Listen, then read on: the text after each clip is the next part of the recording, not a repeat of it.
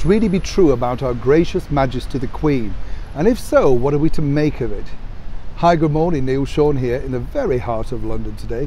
Nice to see you. This particular story has really caught my eye because, as we know, we're all really looking forward now to the Platinum Jubilee celebrations here, not just in London, but of course across the United Kingdom, the Commonwealth, and around the world. You can actually feel the sort of start of it now, you know. I don't know about you, by the way, because we now hit May. I'm still at a loss. I'm in March. Are you like that? Seriously, I think people think I make this up, but you kind of think, all right, yeah, it's in a month's time, you know. I was talking to someone recently for a TV channel, and they said, oh, you know, next month, and I thought, they've got that wrong. And then you think, no, actually, they've got it right. It's me that's not on top of it.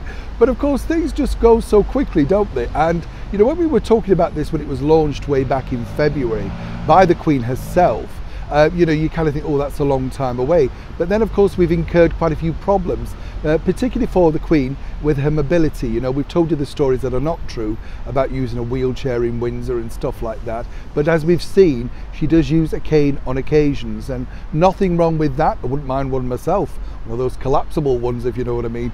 I tell you what I like, those collapsible seats, you know, you can park yourself anywhere. Lovely. I'm diverting, I know, get on with it, Neil. But on a serious note, yes, what's interesting is that the you know, the people around Our Majesty the Queen, I have been told this particular bombshell, which is, as I say, rather worrying. Now, on the big day, you know, on the big day itself, the only thing that the public want to see around the world is Queen Elizabeth II on the balcony of Buckingham Palace. That is the picture, that is the thing that the public, the fans, the real sort of royalists everywhere, wherever you are in the world, that is the #1 picture. But according to a very good source, and as ever, we have to say allegedly, but as I say, this is a rather serious story, they're having to put in some contingency plans. And as I say, it's just contingency right now at this particular moment. This all really centres on the fact that if should Our Gracious Majesty the Queen be indisposed, as we have seen her, you know, in recent months, unable to attend certain things through no fault of her own, it's just simply the way our bodies say, no, you can't do it, you know, we all have it, don't we? Well, there would be plans then for a pre-recorded message.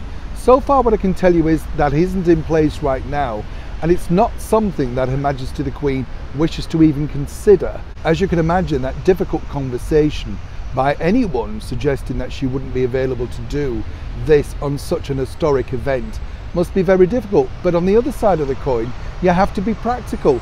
These things can happen, you know. And as we've seen with the Trooping of the Colour and stuff like that, everything's been redefined over the last few years, all thanks to the terrible pandemic that we've all gone through around the world. So you can't take any chances. So right now, it's all systems go, and as far as they're concerned, Our Gracious Majesty the Queen will be waving, will be looking absolutely wonderful on the balcony of Buckingham Palace. But as ever, if ill health permits, then we could be left with a recording. Now, what I would urge people to do is simply get behind that, whichever the outcome is, simply because she deserves our respect and, more importantly, our love, because obviously, you know, she wouldn't want that to happen, we wouldn't want that to happen. But again, you know, it's all about nature, isn't it? The bottom line is you can only do what you can do. Right now, though, let's all keep our fingers crossed and get the flags ready and waiting to wave on such a spectacular, historical moment in time. Neil Sean in the very heart of London.